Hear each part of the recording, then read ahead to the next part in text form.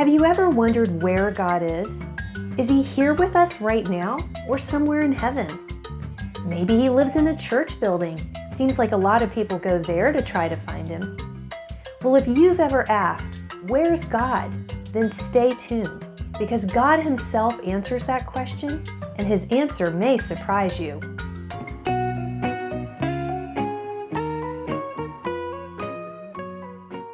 I bet at some point you've read a Where's Waldo book. If you haven't, go straight to the library after this episode and get yourself a copy.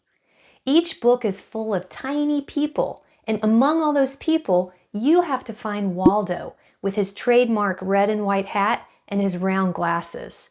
It's a fun challenge. But as exciting as it is to find Waldo, it's more important for us to find God. The tricky part is we can't see God, so how can we find Him? It's not like He has a red hat and round glasses. Fortunately, we have the Bible, God's Word, which tells us all about Him. And it says that God created everything, from the hugest star to the tiniest little atom that you can't even see with a microscope. Because we know that God made everything, we know that He's bigger than everything. King Solomon realized this when he was building God a temple. He said, "Will God indeed dwell on earth? Behold, heaven and highest heaven could not contain Him. How much less this house that I have built?" So Solomon knew the house he was making for God was too small.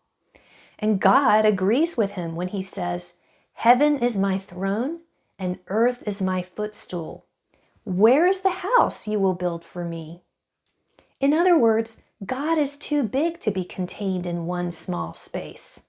In fact, because He is spirit, not flesh and blood like we are, God can be everywhere at once.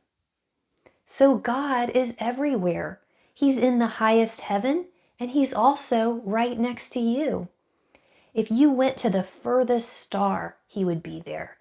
And He's also close enough to you right now that you could whisper and He could hear you. Let's try it. Let's whisper. Can you whisper something?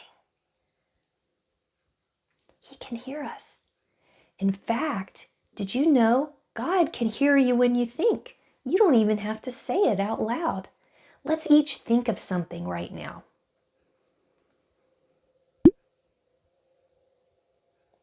I thought of something. How about you? God knows what it is. Well, does it seem kind of strange to you that God can do these things? Maybe a little bit frightening that He's so different than we are? Well, listen to what He had to say to the prophet Isaiah, and maybe it'll make you feel better. He says, "The high and lofty one who lives in eternity, the Holy One," that's God, says this, "I live in the high and holy place." Well, let me just stop right there. The high and holy place. That sounds like somewhere really far away. That makes me think of a really tall mountain covered in snow, the kind of place that only a holy and perfect person could get to. I'm just a regular lowly human being, so that place seems pretty far away. That makes God feel pretty far away. But wait, He goes on, there's more. He says, "I live in the high and holy place, and also with those whose spirits are contrite and humble." Wow, it says that God lives with those who are repentant and humble, those who are sorry for their sins, those who want to change and they want God to be a part of their lives.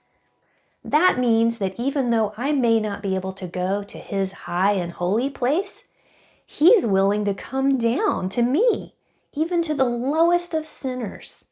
That's the kind of God He is. He may not have a big red hat, but He has a huge, loving heart, and you'll find Him when you call to Him for help and forgiveness. Well, until next time, enjoy a Where's Waldo book, and I'll see you soon. You know where to find me.